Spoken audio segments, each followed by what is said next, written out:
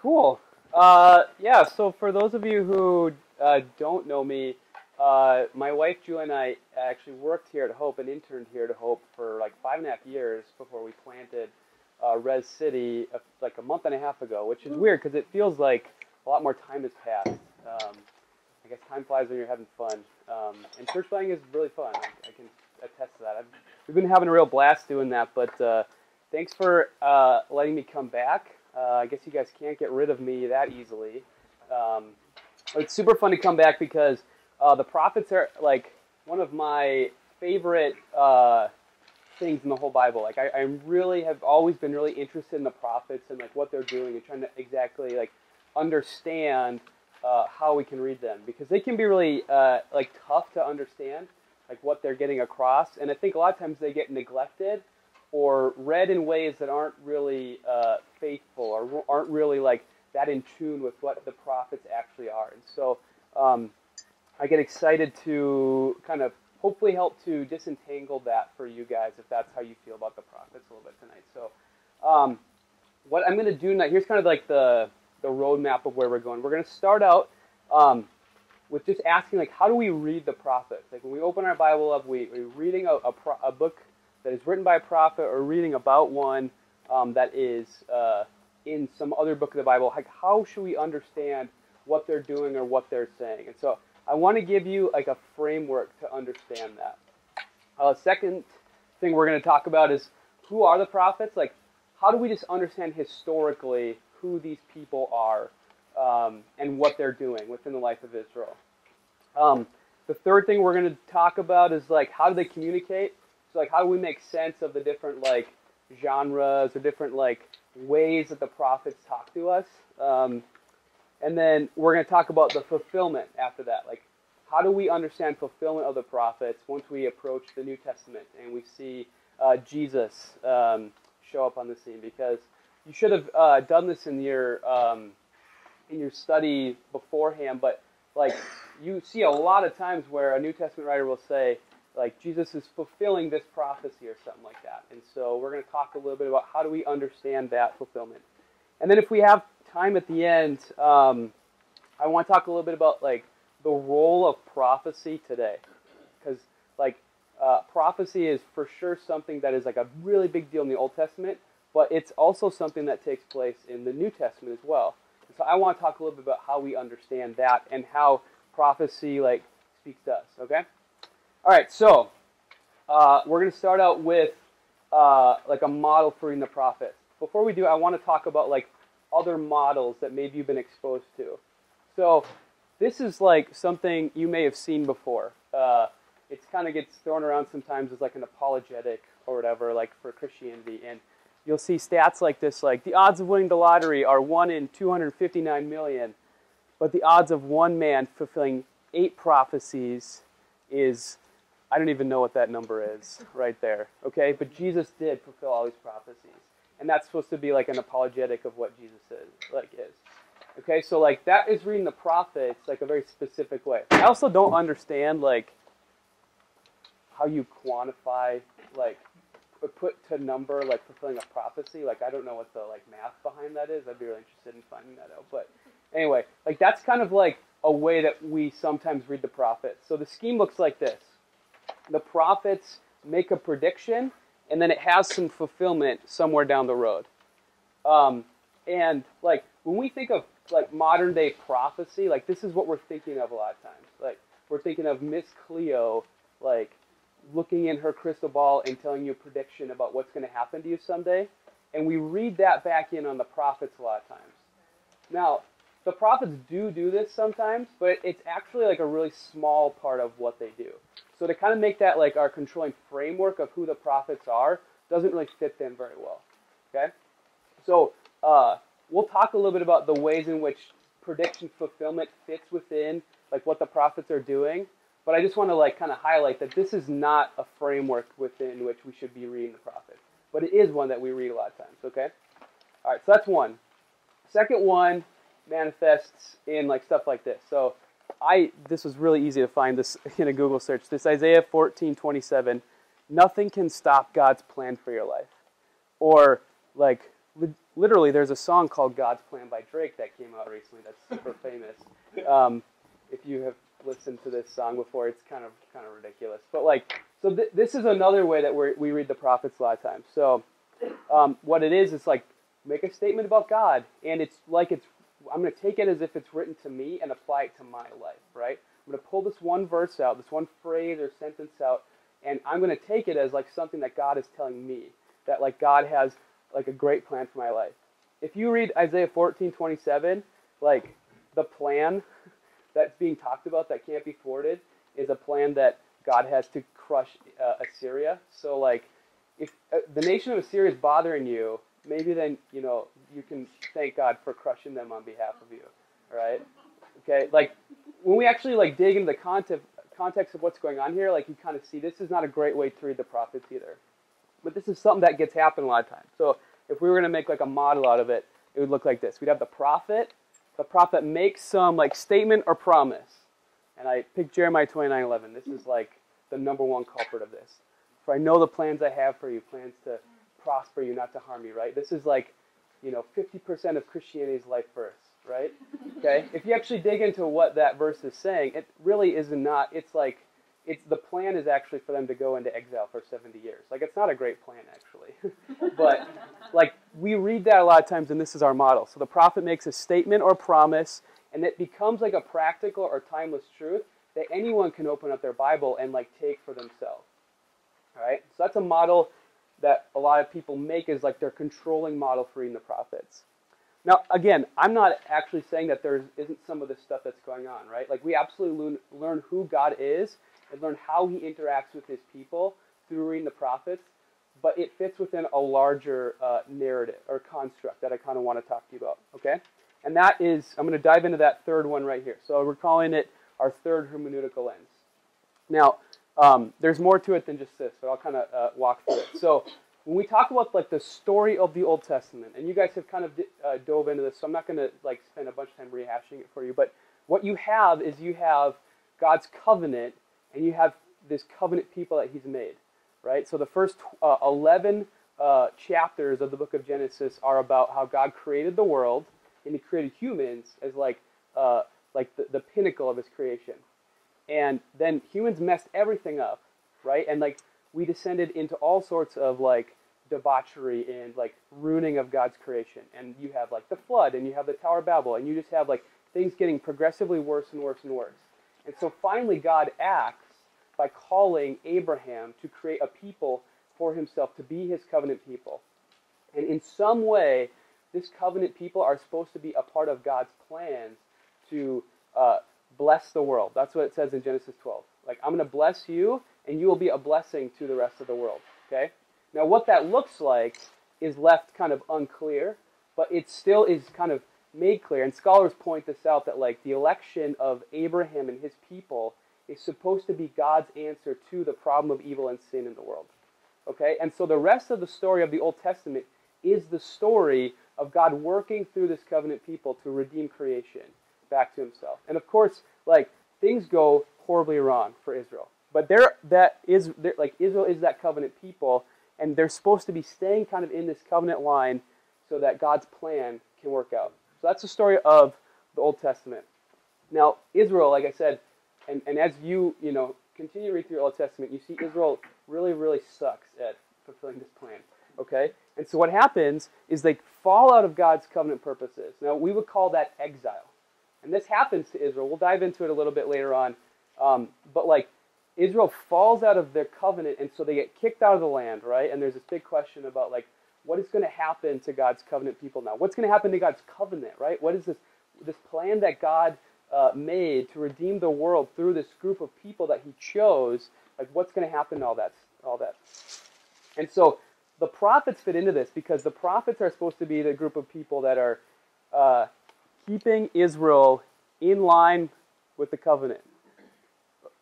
So the prophet's job is to say, you are failing in God's covenant. You're breaking God's covenant, and so they're trying to put pressure on Israel to keep them in line with what God is saying. So God speaks to them, so they can speak to Israel, and in the context of that, they speak to God's plan. right? So we learn more about what God's plan for redeeming the world is and how it's actually going to work. And, as we move towards the New Testament, how Jesus fits into it is the fulfillment of all this stuff. Now, once we kind of have the model put together this way, then we can talk about things like prediction fulfillment. Some of that takes place when the prophets are speaking about God's plan. And when the prophets speak to Israel, we learn more about God because they're God's covenant spokespeople. Okay? So that's like the model I want to present to you. Can you guys all see this? Okay? That's the model I want to present to you about how we should look at the prophets. Okay? So everything that we talk about for the rest of the night is going to kind of fit within this model. Cool? Before I move on, any quick questions about all this? Yeah.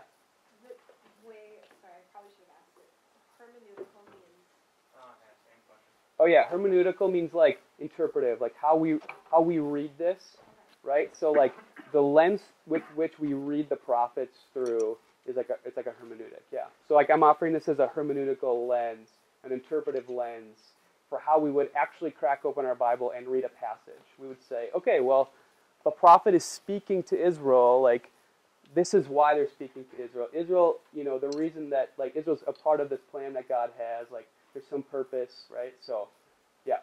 Is hermeneutics only for reading the Bible, or can I read sci-fi with hermeneutics? I'm sure there are. Hermeneutics is not a word that's specifically used for the Bible, but it gets used mostly for the Bible. Yeah. So. No. Yeah. I don't know if this is a Star Wars with a hermeneutics. Cool. Good question. Good question. All right, we're gonna keep moving forward with all of this stuff. Okay. Awesome. So the second part here, I want to dive a little more into this historical context. So when we talk about this first line on the top here, I want to explain this a little bit more. Because in order to understand the prophets, you have to understand what's actually going on, right? Because this is a lived-in history, right? They're speaking to specific historical situations. When I used that Isaiah 14:27 verse earlier, he's saying, I'm going to crush Assyria, and there's a reason that that's going to happen, and that's a part of something else that's going on. So basically, this is the history of the Old Testament. Very convoluted and kind of confusing, and I'm not here to walk through all that. And I'm assuming you guys have spent some time in that here for the last few months, so I don't need to dive into it too much. But the prophets are kind of in almost the entire history of Israel. Prophets show up at different periods of time. So some of the you'll get passages that talk about the patriarchs, Abraham or Isaac or Jacob, and we'll use the word prophet to describe them. And right away, as soon as Israel becomes an actual kingdom, in the book of Judges, and then in Samuel, you start to see prophets popping up in there. And so, Samuel, right, the book of 1 Samuel is very early in Israel's history. Samuel is both a judge and a prophet. Okay, so it's a little bit confusing, how what their actual definition of what these different words meant at the time, because apparently people were fulfilling different offices at different times. But you start to see the word prophet showing up to describe different people. All right. So again, when we talk about prophets, there's a couple ways we can break them up. The first would be narrative prophets. So when you read the narrative books, 1st and 2nd Samuel, the Kings books, Chronicles, you'll read about prophets in there. Elijah and Elisha are two of the most famous of the narrative prophets. But we actually don't have anything that those guys wrote. Right? We don't even know if they wrote anything down. We just get stories about them and their interaction with the kings. But then there's also the literary prophets. So we have a huge chunk of our Old Testament is actually made up of books or letters or collections of sermons that these people had said that have been collected and written down and preserved for us in these different books. So we're talking about a little bit of different things, but these guys are doing the same types of things within that. Okay, so we'll spend a little bit more time in the literary prophets probably today, or as we move forward, just to kind of give you a heads up. But again, there are prophets all over the Old Testament, and they're doing all sorts of stuff. Now, Israel, it gets really complicated because Israel breaks into two nations. You guys have talked about this, right? At all? Israel breaks into they actually have like a civil war kind of, and they break into two nations, and the northern version of that kind of actually goes into exile and kind of dissolves and never really, they just kind of like intersperse with the other nations that are around in that northern part of what used to be Israel, and the southern part of the what used to be Israel actually stays around for a little bit longer. That's where the city of Jerusalem is, but that actually, eventually, they go into exile as well, but they return back to that land eventually. And that's where most of what happens in the New Testament takes place, is what that southern kingdom around Jerusalem would have been. All right, and so if we were going to actually dive into all the different prophets that, and all the different kings that show up, it covers like a massive amount of time, and this is a really confusing diagram that, would if we wanted to, would talk a little bit about that, okay? But let's actually dive into that exile thing, right? Because the exile is super, super important to understanding the prophets, because it kind of forms the backdrop of what is going on when they're talking, right? Because remember, like we said, the prophets are the ones who are trying to keep Israel in this top line. And when they don't stay in that line, when they fall out of it, that's exile. They've fallen out of God's covenant purposes for them. Okay? So this is taken from 2 Kings, and this is actually talking about why the northern kingdom, which is sometimes called Israel, sometimes it's called Samaria, why they actually went into exile.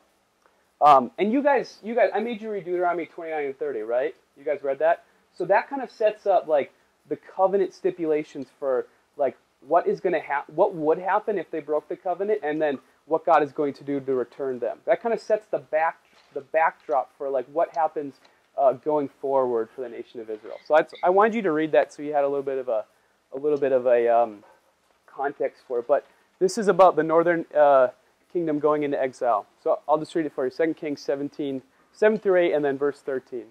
All this took place because the Israelites had sinned against the Lord their God, who had brought them up out of Egypt from under the power of Pharaoh, king of Egypt. They worshipped other gods and followed the practices of the nations the Lord had driven out before them, as well as the practices that the kings of Israel had introduced. The Lord warned Israel and Judah through all his prophets and seers, "Turn from your evil ways, observe my commands and decrees, in accordance with the entire law that I commanded your ancestors to obey, and that I delivered to you through my servants, the prophets." Okay, so we see that God's way of saying, hey, this is getting out of control, right? This is what you have been created for, and you're falling out of it. You're not staying true to the covenant that I set out for you. The prophets are the main spokespeople for that. So because of all that, this is Israel, they followed worthless idols and themselves became worthless. They imitated the nations around them, although the Lord had ordered them, "Do not do as they do." So the Lord was very angry with Israel, and he removed them from his presence. The Lord removed them from his presence, as he had warned through all his servants, the prophets. So the people of Israel were taken from their homeland into exile in Assyria, and they are still there.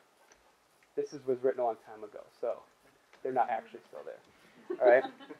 So, this is kind of the backdrop of what the prophets are doing. So if you actually open up these different narrative books of the prophets, you're going to see them always talking about, if you fall out of this, exile is going to happen, right? But then you also see so much what they're saying is but if that happens, God is going to reconstitute you. God is going to bring you back to the land. God is going to save you from these nations that take you into exile, right? So that's a very big picture level what's going on. But this is kind of a theme that you see going on in the background of what the prophets are talking about. All right? Cool. All right, so who are these guys actually? What actually is taking place historically? What does this actually look like in practice when we see these prophets running around?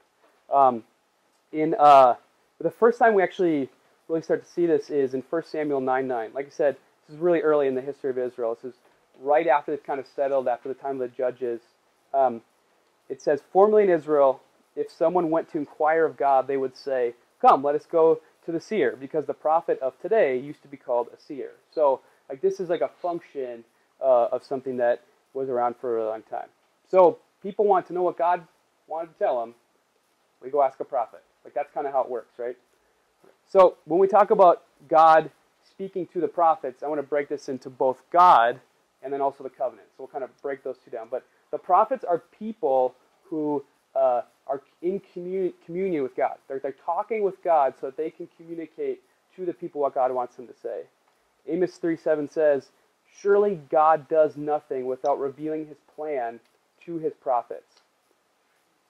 So oftentimes what you see is the prophets have this really radical encounter with God. That was one of the questions I had you guys do, was kind of work through a couple of different of these call narratives for these different prophets and kind of ask, like, what are some of the similarities here? What are the themes that we see kind of happening for all these different prophets?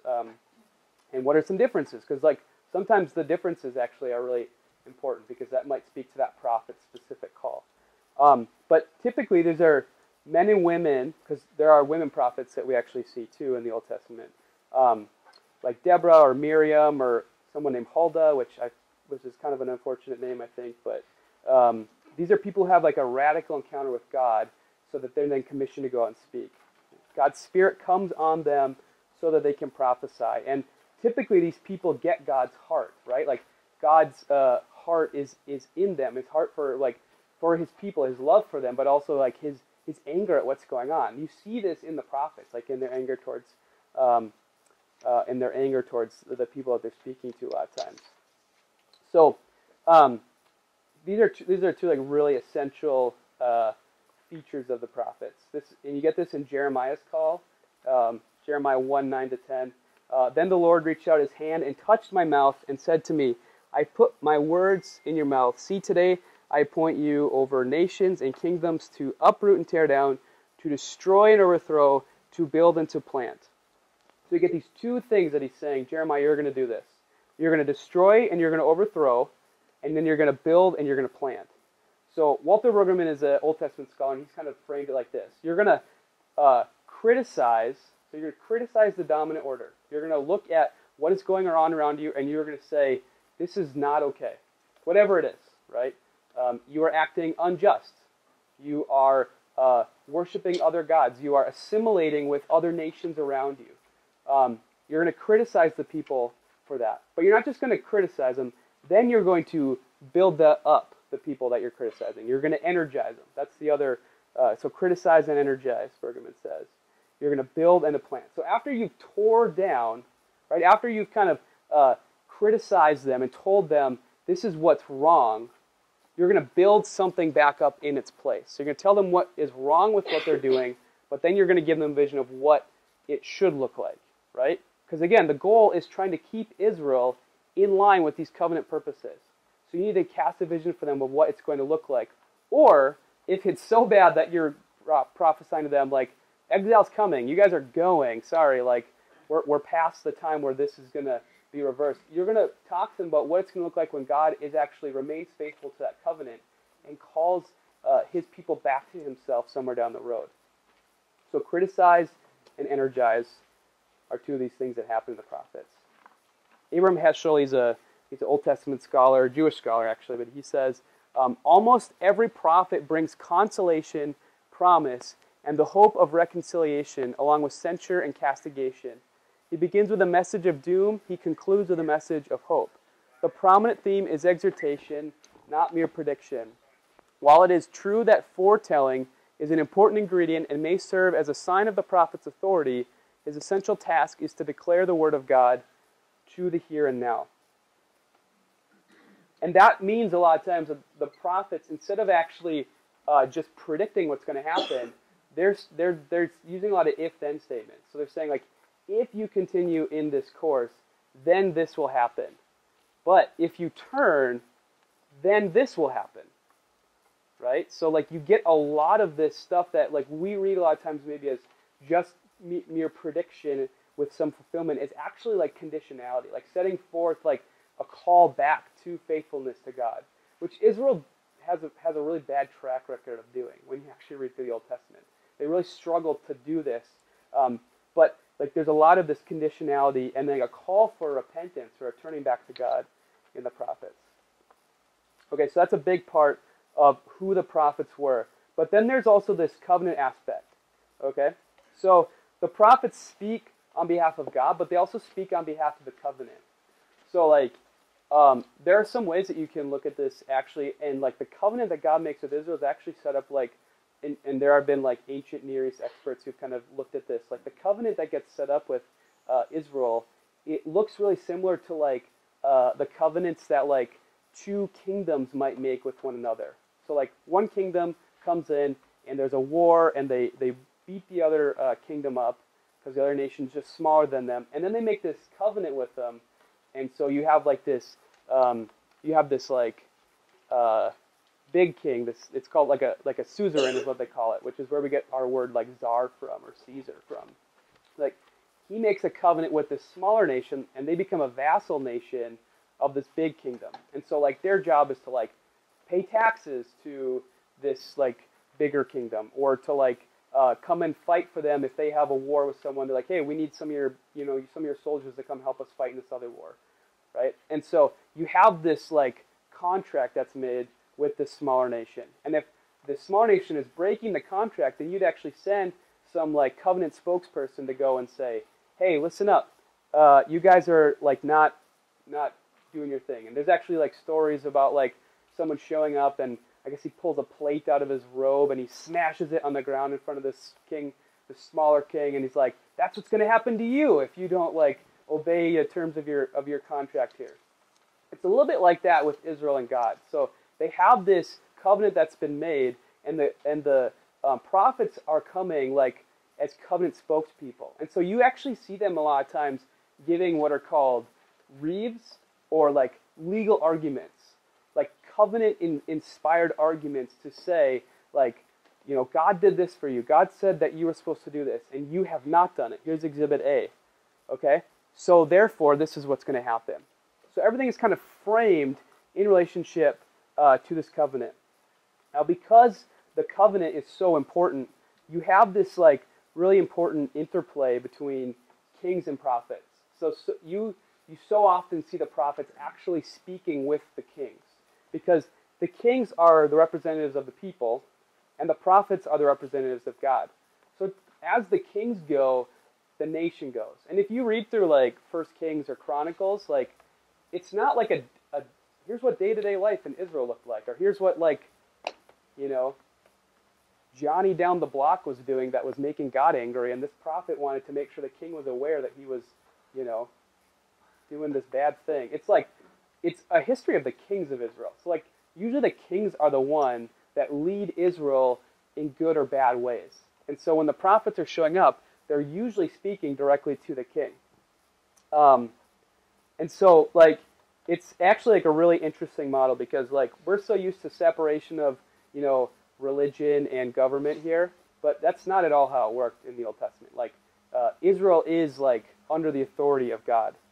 So if we're trying to think of like a modern day analog for the prophets, and especially in their relationship to the king, it gets really hard to think of one.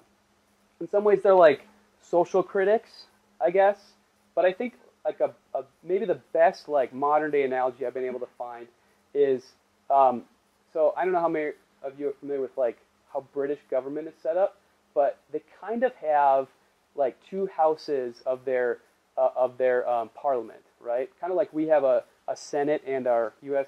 like House of Representatives. They have an upper and lower house. And like one of those is called the House of Lords, and they're not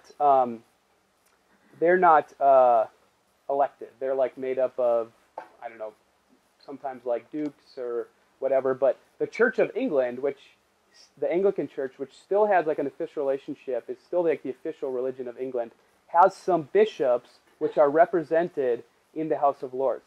So they're supposed to speak to British government on behalf of God. Like that's the goal, at least, right? The prophets are a little bit similar to that. But if we were trying to like make up like a perfect modern analogy, it'd be like the spiritual advisor to the president who speaks to God directly. Like that would be the role of the prophet. So if we're breaking it down even further, like this skeezy looking guy is named Wormtongue. Any of you guys Lord of the Rings fans in here? Right? Okay, so Wormtongue is this like, he's like this advisor to this king of this nation called Rohan, and he kind of is like leading the king down this bad path, right? He's kind of like kind of whispering in his ear, and it's you found out later on that he's actually working for another bad guy. Whatever, we don't need to get into it, but like there are false prophets who are kind of like this in the Old Testament, right? They're kind of like worm tongue, and they kind of have their own agenda, their own political or spiritual agenda, which they're trying to get the king to lead the nation down for whatever reason. And a lot of times that reason is like it's for their own benefit. So who's seen Mean Girls? Right? So in Mean Girls, right? Thanks for being honest, guys. So in Mean Girls, you have Regina, and she's like the queen bee, right? She runs the school, and she has these like two girls on either side of her who kind of follow her around and tell her how great she is. And because like they're associated with Regina, they kind of get all the social benefits of being at the top of high school, right? Which doesn't really help you out after high school. But like when you're in high school, there's a lot of like capital to be gained from having that role with the queen bee. The false prophets are kind of like these other two girls. Like they're yes men. Like they're there to tell the king what he wants to hear, and then they get to hang out in the king's court and get fed really well, and like it's just a great gig for them. They stay fat and happy because they're telling the king what he wants to hear. And you see that happen a lot of time with these false prophets. So here's a good example of this. 1 Kings 22. So the king of Israel, this is in the time of divided nation. The king of Israel brought together the prophets, about 400 men. Okay, so like there's at least 400 prophets who their job is to just kind of hang out and like advise the king on stuff. They're trying to decide. This is Jehoshaphat. He's the king of Judah, which is the southern kingdom. He's trying to decide if he wants to make an alliance with the king of the northern kingdom to fight in this war. And they decide, well, we should probably figure out what God thinks about this. So let's ask our prophets. And they go to these 400 prophets, and all of them tell him, go, for the Lord will give it into the king's hand. They all say, yeah, go do it. You want to do it? Why don't you go do it, king? And the king, like, even here, it's funny, he can even tell that these guys are buttering him up. Because he goes, Jehoshaphat asked, is there no longer a prophet of the Lord here whom we can inquire of? The king of Israel answered Jehoshaphat, there is still one prophet through whom we can inquire of the Lord, but I hate him, because he never prophesies anything good about me, but always bad. He is Micaiah, son of Imlah, right?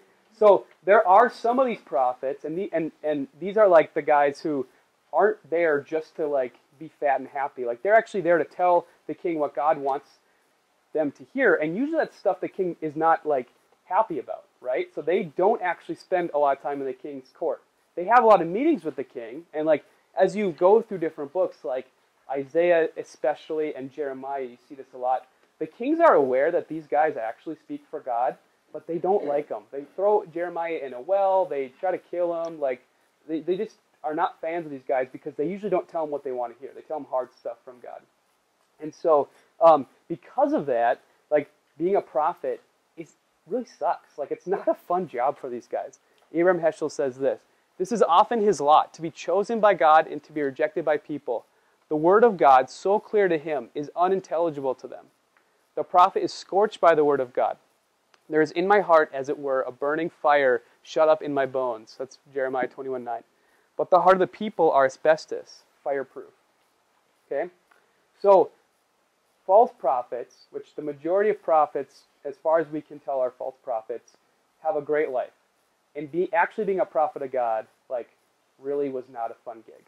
Because Israel, like we said, continually sucks at its job of being God's people, and the prophets are trying to keep Israel to be faithful to God, and they just don't want to do it. And so what they do is they do whatever people in power tend to do to people they don't like what they're saying to them. They get rid of them.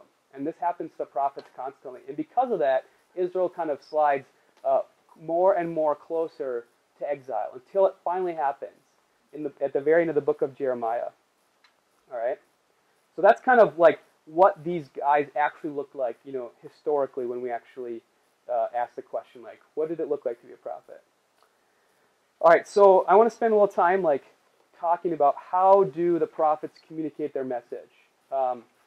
Like the prophets are trying to keep Israel on track to be God's people, but to do that, they have to like be compelling, right? It doesn't always work to just show up and like, read a monologue to someone and then they change their mind because they're like, wow, that was such a really great monologue you just wrote for me. Like they have to show up and they have to like use different messages to kind of get their point across compellingly.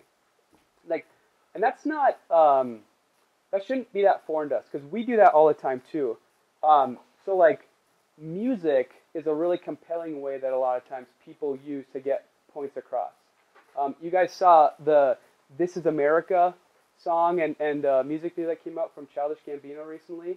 That was like a really compelling music video that was trying to make a point, right? So music is a really compelling way to get points across today. It has the same like point that a lecture might have, but it does it in a way that moves us, right? Another really big way that we see this happening today, and this is a way that like the political left likes to this is a really compelling way the political left likes to use to get their message across, is through satire. So there's like a lot of satirical TV shows that are on that are trying to like get you to like see their point of view by making you laugh at the irony of things. Shows like SNL or The Daily Show or John Oliver is like a really good example of this too. Like, so satire is a way that we use to try to compellingly get points across. Movies and television have been doing this for decades for us, and poetry is another great example. So we have a lot of the same types of thing as the prophets do. So I want to kind of talk a little bit about the different prophets and like the types of messages that they use. Because if we don't understand what they're saying, we're not going to understand what they're saying. This makes kind of common sense, right? But think of it like this. So when I was growing up, I was a pitcher on my high school baseball team. And so you can't really see it that well. This pitcher's throwing a fastball, and the catcher is setting up a certain way to catch the fastball. When you're trying to catch a fastball, like Caleb, you're a pitcher in college, right? Like the catcher doesn't really need to like do much, right? Because like as long as the glove's in the right spot, the pitcher's going to hit it, or else he's not a pitcher, right? But when you're trying to catch a curveball, you notice like the catcher's stance is like totally different, because like a curveball can kind of go all sorts of different directions. It's supposed to. Like that's the point of throwing a curveball. So the catcher is trying to set up in a position that makes his body like bigger, and he can move side to side quicker in order to block the ball. When we're reading the prophets, or really any like genre, we have to be setting ourselves up to catch the pitch that's being thrown to us, if that makes sense. So the pitcher is throwing us a fastball, we should set up to catch a fastball. But if the pitcher's throwing a curveball, we should set up to catch a curveball. So it's really important to like know what types of genres the prophets use so we can set up to catch the pitch. And if we don't catch the pitch, a lot of times like bad stuff can happen, or we're going to misunderstand what the prophets are saying, and we're not going to get all the value out of it. Does that make sense? Okay, cool. So it's really helpful to kind of know some of the different like genres or literary styles or themes that the prophets use, so that we can try to set up to catch the pitch. Abraham Heschel says like the prophets' images must not shine; they must burn. Right? So like we have to understand like the prophets are trying to move us. They're trying to move the people they're talking to move a certain direction, right? And we've talked about like what that direction is, right? Like there's a whole plan and purpose for what Israel's supposed to be. The prophets are trying to compellingly move the people of Israel in that direction. So they do different things to try and make that happen. All right, so let's talk about some of these literary styles. So there's poetry. There's a lot of poetry in the prophets. There's regular prose. There's declaration, like legal declaration, like we talked about. There's wit. There's some satire. There's something called apocalyptic, which we're going to talk about here in a little bit. There's subversive writing. There's all sorts of different things. And so sometimes, and we lose some of this when it gets translated to English, which is really unfortunate, I think, because like it would make a lot more sense why they wrote something which reads weird in English, but it makes perfect sense in Hebrew. Here's a good example of this, and if you translate this into English the way that it's meant to be written, this is how it would read. So this is from Micah 1:10 through 16. So the prophet is saying, he's using like these words and then turning them into like cities or places. So he's saying, tell it not in Tellington. It's like the Hebrew word is for tell is used to describe like this city, this made-up city called Tellington. Wail it not in wailing. Dust Manor will eat dirt. Dressy Town will flee naked. Safefold will not save. Walchester's walls are down. A bitter dose drinks Bitterton. To welfare, alas, farewell. For trapping, trapped Israel's kings. Right? So there's all this wordplay that's supposed to like take the names of these cities. I think I said they were fake before. Sorry, these are real cities. But he's trying to like compellingly make a point that like these cities need to hear this message, and he's trying to compellingly say like based on the words that are that make up the name of those cities, like trying to make a point. Like and so, symbolism is another big one. You guys are probably familiar with this if you've read through the prophets. You get a lot of symbolism and a lot of representation. So the book of Hosea. Who's read the book of Hosea? Okay, what's that book about? How does that book start out? Yeah, so God tells this prophet, I want you to marry a prostitute. Why does he tell him to marry a prostitute? It's a representation of how Israel is. Right. He's going to say, listen, Hosea, you're God, you're me, and this prostitute you're marrying is Israel. And when people see this marriage happening, they're supposed to understand, like compellingly, symbolically, that this is how I view them right now. And so throughout the course of the story, like this prostitute like leaves him and sleeps with some other guys, and God tells Hosea, I want you to stay married to her. I don't want you have every reason legally to divorce her, but I don't want you to do that. I want you to continue to go back. And he actually like goes and finds her and brings her home. Like that's actually one of the things God has him do. Ezekiel symbolizes the destruction of Jerusalem. So like he's sitting in his front yard and he gets a bunch of bricks and he builds a fake city in his yard, and like everyone who like lives in the same city as him is like kind of coming by and seeing what he's doing because they know he's a prophet. And then he knocks it all down. He says, this is what God is going to do to Jerusalem. And it's supposed to be this compelling image. He also does some other weird stuff too. Like he has to eat his own poop at one point, and like it's kind of weird. But like it's supposed to be moving Israel towards like being moved like to get back into what the covenant purposes are. Isaiah apparently walked around for 3 years totally naked, right? To show like this is Israel. You're stripped naked. To show that Egypt, who Israel wanted to trust in instead of God for their security, would actually be stripped naked by Assyria. So for 3 years, this guy had to walk around naked to tell this message symbolically to the people of what he wants to do. So, like, I think that this is like a kind of a hard thing for us to get because we live in a really desymbolized world. I think in a lot of ways, like we live in a world that like wants to like has done a pretty good job of describing the way the world is like through science and stuff. And so like symbolism kind of loses its force on us because we're like, well, we're just going to cut through that and explain, what's going on here. Isaiah's probably got a mental problems. That's why he's been walking around naked for 3 years or whatever, right? But like so, a lot of times, there actually people have like modern day psychologists have read through the prophets and said that they were all like actually lunatics and should have been on some kind of meds or something like that. And we actually lose the force of the symbolism that is at play there. There's actually something really profound that we're supposed to be grabbing once we read it through the understanding that like this is symbolism, right? We got to set up to catch the pitch, right? Okay, parables and allegory. This is another big thing the prophets use.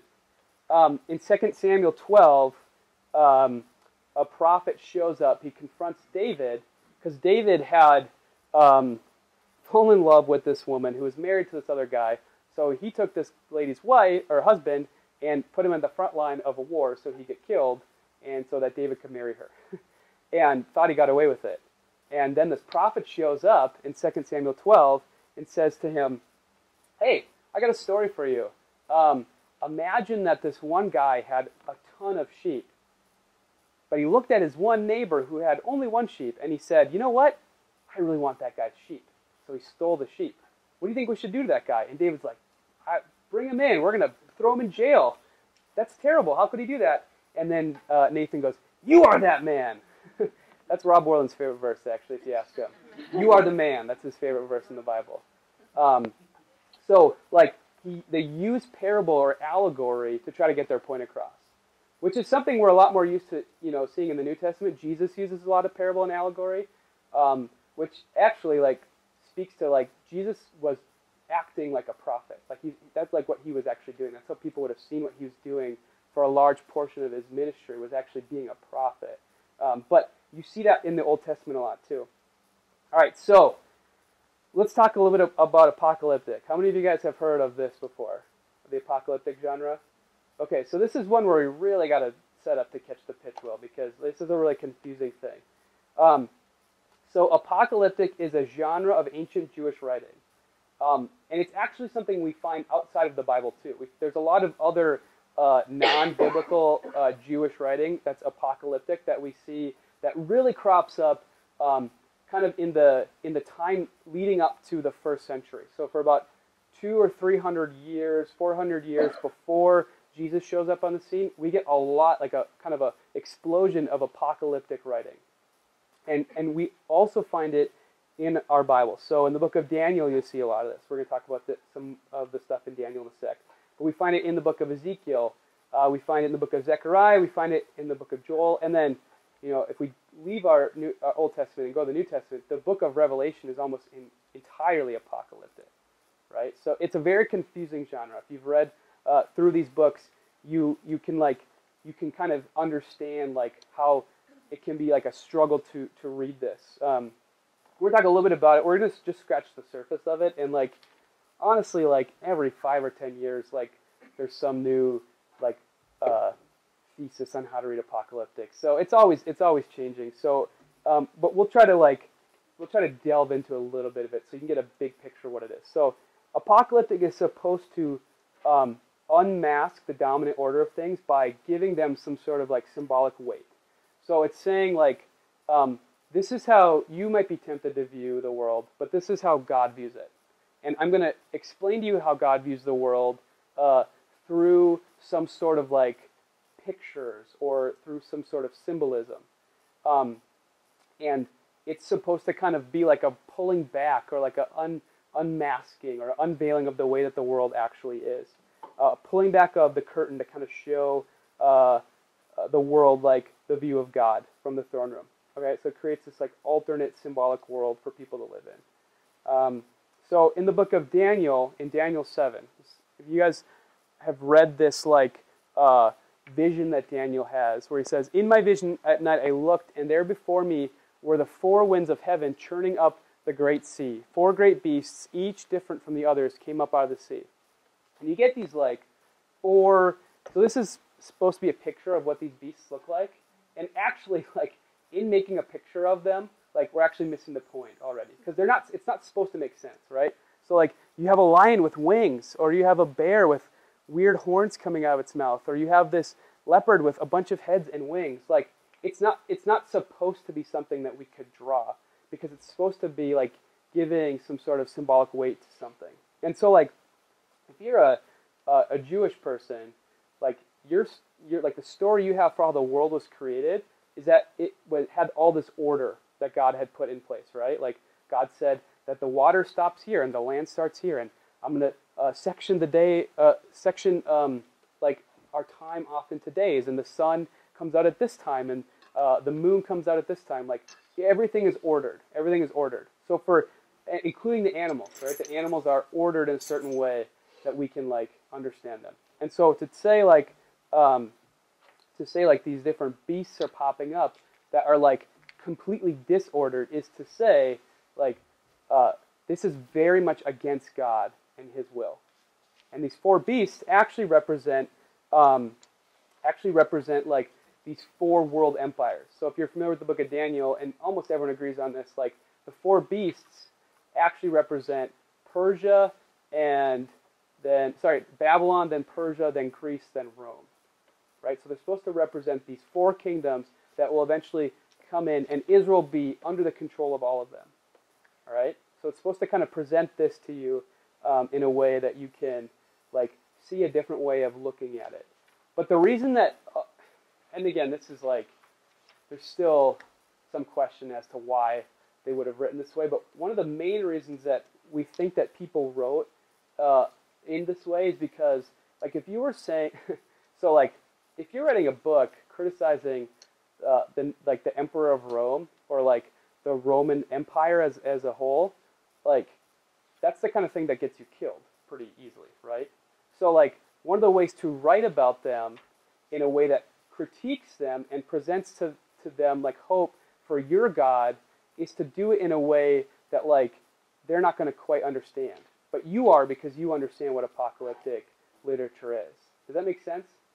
I'm throwing a lot at you guys right now, but like this is like the complexity of apocalyptics. We kind of have to understand it when we're reading. And so to help you do that, I actually wrote my own apocalyptic, which this could go really poorly, but I'm going to give it a try for all of you guys, okay? So I'll read it to you, and then I'll kind of go back through, and like you guys, hopefully some of the stuff like, you know, sets off some bells and whistles in your head because you're familiar with the imagery because you grew up in America, right? Okay. So I looked into the heavens, and behold, a great eagle, which sat on a white tree high above the earth, and 50 crowns were placed on its head, and all the nations of the earth bowed down in tribute. It had the eyes of a human, but the teeth of a lion and the tail of a serpent. A nest of vipers from the east struck at it, causing the eagle to shed blood. And I looked again, and behold, the eagle devoured the viper, but it could not kill it. And the eagle and the vipers began to persecute the children of God. Some were scattered, and some bowed down to worship the eagle. And I looked again, and an angel of the Lord appeared before me. He gave me a cup and said to me, "Take and drink." And I drank, and it was like bitter wine to me. Then the skies opened, and the cup was poured out on the eagle and vipers. And they were consumed with fire. The earth shook, and the white tree was torn down. All right, so what are some like symbolism? Oh, also disclaimer, like I'm not trying to make any political statements here. Okay, so just if you think I am, quit thinking about it. Okay. All right, so what are some of like the imagery here that you guys, you read it or you hear it and you're like, oh yeah, that makes sense. Eagle and the 50 crowns. Yeah, what is that? Well, the United States bird is eagle and the 50 Yeah. crowns would be the state. Right, exactly, right. So that we get that, right? But it's not necessarily readily understandable to someone who's not a part of our culture, right? Okay, good. What else? White tree, the White House. Yeah, white tree. Yep, the White House sitting on this perch kind of above everything else in this white tree. Yep. The viper is, you could see that as like the Middle East. Mm-hmm. Yeah, so the viper striking from the east that causes the eagle to shed blood, but not much, is, I'm just thinking like 9/11, right? And it causes like a pinprick to this eagle. And so what the eagle does is, what does he do? He attacks and he tries to take them all out. But he can't kill them, right? Like he just kind of, yeah. So this is like what the last 15 years of our lives has been, right? Yeah, okay. And so like kind of this imagery that we're familiar with, like, is being used to tell a story. But there's some other things I try to throw in that are like supposed to kind of tell the story from like another angle. So like I put in there that this eagle has the eyes of a human, but the teeth of a lion and the tail of a serpent. So like you get like imagery a lot of times that will like ascribe like wisdom to an animal. Like so human features that are applied to animals in apocalyptic a lot of times is supposed to communicate that like, or at least we think it's supposed to communicate that like this is like a sentient thinking creature. But the fact that it has like teeth of a lion and the tail of a serpent kind of also speaks to like this thing's not perfect, right? Like there's some aspects to this thing that it's not all that appears to be, right? So you would do that by ascribing different like pictures to this bigger picture to try to make your point. And just different things I try to throw in, like all the nations of the earth bow to this one, right? Like that just kind of says like America is supposed to be seen or thinks of itself as being above every other nation in the world, right? And it doesn't like it when people don't view it that way, so it persecutes even the children of God in this story. And it ends up being that like the eagle and the vipers are almost on the same team when you think of them. You're talking about like the children of God. Again, I'm really trying not to be political here, but like you can see how the point can be made different ways when you kind of see how the story gets framed, right? And then a lot of times in apocalyptic, you get this picture of like what God is doing about the stuff that's going on. So in Daniel, you get these four beasts that come out of the sea, and it's like they're grotesque, and like they're threatening God's people. And Daniel and the reader are supposed to be like, what's God going to do about this? And then you get to Daniel 7 through 13, which is where we get the really famous Son of Man section of Daniel. It's one I'm guessing a lot of you are familiar with.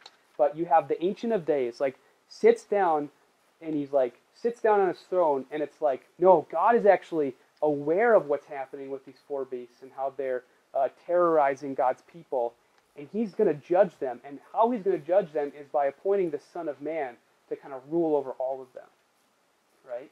So there's always this picture of what God is going to do about what's going on. And sometimes in apocalyptic, you get them drinking something, right? Like the person, the seer of the vision drinks some cup or eats a scroll. That happens a couple times. So that's supposed to represent God's plan for what's going to happen, and they eat it and it's good or whatever, and then the cup gets poured out on them. And so all these different things kind of pop up, but I hope that you're kind of getting a sense for what apocalyptic is, right? Because that's one that gets read all sorts of ways, and like some of them are totally wrong. Like you can misinterpret those images in lots of ways. I've seen stuff like in Joel 2, Joel's talking about this army of locusts that are like going to come and attack or something like that. I don't know. Any of you guys know that section of Joel? Right? Okay. So I grew up in these circles that read the Left Behind books. Like my parents read them, and like other people in my parents' church did.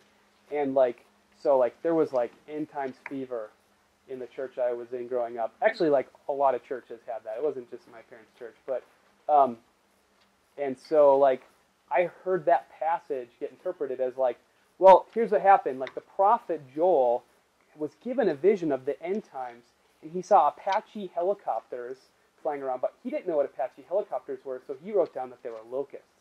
But we know that like those are Apache helicopters, so this is how the end times are going to work, right?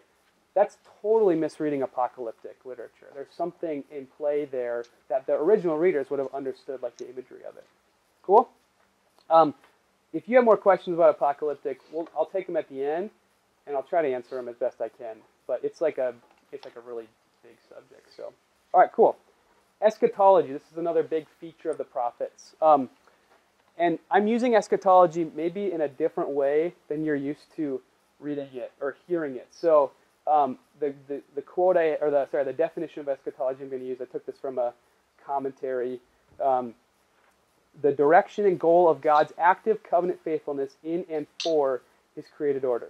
So when you've heard the word eschatology in the past, I'm guessing you may have heard it as like the study of the end times. So eschatology means like, well, we live in a 7-year tribulation. When will Jesus come back? At the beginning or the middle or the end of that? Like, that's not what I'm talking about. I'm talking more about like what is God's purpose and what is the direction and the goal of God's covenant faithfulness for his created order. So eschatology just concerns anything that has to do with God's purpose for Israel or for the world. Okay? And you're seeing how eschatology then fits into this this big model that I've been trying to build up for you guys. Okay? There's a lot of eschatology in the prophets. And actually I think like eschatology, like in the way that that like they use it, like is actually something we're really familiar with. We do a lot of eschatology that's completely outside the church, but what we're talking about is like a new age is dawning, or like time is, the goal of society is headed in this direction or something like that. So like political speeches use eschatology all the time. It's like a humanist eschatology, right? It's not the same type of biblical eschatology, but like a lot of politicians end up painting a picture of a human world that's better, right? And their faithfulness or their purposes are the things that are going to bring it out. I'm just thinking of like two of the campaign slogans from the last from the last presidential election. Donald Trump's was, let's make America great again. And like in his RNC like speech, he said, I alone can fix it, right? America's messed up, and I'm the only one who can fix the problem. So that's like a really eschatological statement, if we really think about it in this way. Or same with Bernie Sanders. His slogan is a future to believe in, right? So the vision of the future that like I'm proposing and I'm saying that we all should adopt is the future that like includes my presidency and my policies, right? So like politicians are really good at eschatology and trying to get us to kind of like believe their eschatology. We do it in sports all the time. Like the Vikings have been waiting for a Messiah to save them for, a really long time. And a lot of Packer fans in here are happy about that. But like, right, we have like a sports eschatology or messiahship. So we see that happen a lot of times in the prophets too. Eschatology is a huge part of what they're doing, right? Talking about God's purposes. And so when you read phrases or like words or like concepts that are kind of in line with these different, these 9 different topics, like you're touching up on eschatology. And you see this all the times in the prophets. So day of the Lord, like that's a word, that's a phrase that gets brought up a lot by the prophets. That's an eschatological thing, right? That's looking forward to God's purposes for sorting out good and evil in his world. Return from exile. So remember, Israel goes into exile, and then the prophets like that are talking in the lead up to that, and then a lot of prophets who are talking during the exile, which takes place really from the time of Jeremiah and Ezekiel to the end of the Old Testament. So much of the prophets are writing during this time of exile. When they talk about a return from that, so like they're coming back to the land, or God is going to come back to them and restore their fortunes, or he's going to like do this stuff for them, that's all eschatological. Talking about a new covenant that's going to be made. In Jeremiah 31, this is like a big place where we see this specifically. God says, I'm going to make a new covenant with all of you. That's an eschatological thing. Forgiveness of sins. Certainly, obviously that's true of us, right? Our sins are forgiven through Jesus.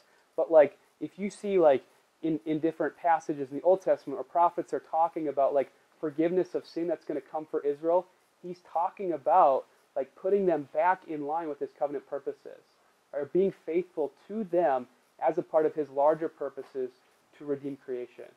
So forgiveness of sins is a big one. Salvation, again, we fit into all this stuff that God is talking about, but like when you see salvation in the prophets, he's talking about what he's going to do in the future for Israel and for the world. New creation. New creation is a big one too. And this one's a little bit more subtle, but we for sure see it where like God talks about like bringing life out of death. Ezekiel 37, the valley of dry bones, right? That's a big one, right? New life is going to come because you're all dead. Like, if we're being honest, like you're all dead. And so like God needs to breathe new life into you, into Israel, so that we can get this project of what God is doing for the whole world back on track. Okay, Davidic language is really big, right? Davidic language, which is kind of part of this, the next piece, Messiah. Like whenever you see that language crop up, you're talking about like the person who is going to kind of be God's representative for everything that he is going to do when all this takes place. So it's going to take place through an agent, right? And there's a lot of language around that, and sometimes it's up for debate whether or not it's supposed to be intended to be speaking about the Messiah, or were there 2 Messiahs or whatever. A lot of debate. But when you see that language, you're talking about eschatology. And then this final one, kingdom of God language, is a huge one. So we're talking about God coming and establishing himself, him being king over his people and over the whole world. That's all eschatological. And this eschatology really dominates the prophets, right? And it's all a part of this kind of, this big structure we've been talking about. All right, so we're going to move into that last part here, like what the eschatology is pointing towards. So fulfillment of the prophets in God's plan. Okay. So when we actually talk about fulfillment, we're talking about Jesus, right? I don't think I'm blowing anyone's mind by saying that. Like when we talk about the fulfillment of the Old Testament, we're talking about Jesus. And we could break into all the ways in which Jesus fulfills every single part of this model we've been talking about. God's covenant is fulfilled and then reconstituted around Jesus. Jesus is true Israel. Jesus does the things that Israel was supposed to do, and so that when we are in him or we're united to him, we are doing what Israel is supposed to do too. Jesus the man. Jesus is actually like speaking prophetically. Like he's operating as a prophet in the first century when he's doing his stuff. He's doing a lot of the same stuff we've been talking about. Symbolism, allegory. He's doing all that stuff to try to make a certain point. His message is different, right? He's got a whole new message about like the kingdom's not just coming, it's here, right? But he's still a prophet of that kingdom. And then God's plan ultimately finds fulfillment in Jesus, right? He's the one who comes and he's like the key that unlocks everything. Okay? And so Jesus is the one who fulfills all that stuff. But when we talk about like what that looks like, what I'm going to do is actually I'm going to break you into groups, and I want to like give you different passages and kind of have you break down like how is Jesus operating as the fulfillment of this. But I want to give you a couple of different aspects of fulfillment to kind of be thinking about as you look in those passages. Okay? So the first is called typology. Have you guys, who's heard of typology before? Okay, a few of you have. So typology is when like something happens in the past that looks a lot like something that God does in the future, and so the fact that these two things are so similar like shows that there's some new sort of thing that's happening that God is doing that mirrors the old event. Okay? Craig Blumberg, he puts it this way: the original event need not have been intentionally viewed as forward-looking by the author, for believing Jews merely to discern a striking parallel between God's actions in history, especially in decisive moments of revelation and redemption, could convince them of divinely intended coincidence. Now, I'm going to give you a couple of passages to break down and like see typology happening, but it makes us scratch our heads a little bit. But for the New Testament writers, when they're writing about fulfillment of Jesus, for them to see like a type of something happening in the present is enough for them to convince them that God is doing some sort of fulfillment. Okay, we'll talk a little more about it when we get you guys into it. All right, eschatology, big thing, right? We just talked about this, but like eschatology is huge in the New Testament as well, but it's not a forward-looking thing anymore. So when New Testament writers talk about some of these concepts we talked about before, Day of the Lord, when Jesus walks around and says like the kingdom is here, like he's talking about eschatology, but he's talking about fulfilled eschatology now. Like he's talking about all of God's purposes are finally clicking together, and it's in and through me, right? So we see eschatology like fulfillment of things that were like gonna happen now happening in the New Testament. And then the final one is symbolism again. So the prophet or the character or Jesus himself taps into the symbolic world, and then using that like symbol bank that people would have had or their understanding of prophecies in the Old Testament, they understand that this thing that God had promised is now taking place. So the symbol points to eschatology. So here's an example of this, and these are really subtle. So like they're hard to pick up sometimes, but like in Zechariah 14, God says, "On that day, so the day of the Lord, my feet are going to rest on the Mount of Olives, looking over the city of Jerusalem, and like I'm going to destroy like Israel's enemies. But some of Jerusalem's actually going to get destroyed in that too. Okay, so like that's what God has told Zechariah to tell. Now when we get to like the New Testament, the Olivet Discourse, which is in Mark 13 or Matthew 24, Luke 21, Jesus sits down on the Mount of Olives and he starts to talk about the destruction of the temple and people running, but God saving them. So, like, if you're reading that and you know your Old Testament well, you're like, wow, Jesus is like subtly telling us through his symbolism here, he's very aware that he's sitting on the Mount of Olives as he's doing this, that like he's maybe even God himself coming to do what God said he was going to do in the Old Testament. And all that gets evoked through like symbolism. Okay? So you see a lot of that in the New Testament as well. Cool. All right, so now I'm going to break you into 4 groups. And I want you to take, oh man, we're running out of time. This sucks. I want you to take 10 minutes in a group, and I want you to look at the Old Testament passage and look at the New Testament passage and try to figure out like what type of fulfillment's going on here. How is what the New Testament author is writing about here supposed to let us know that there's some sort of fulfillment going on in the Old Testament? Sound good? And think about typology, eschatology, symbolism when you're doing that. Use that to kind of like help you color it in, okay?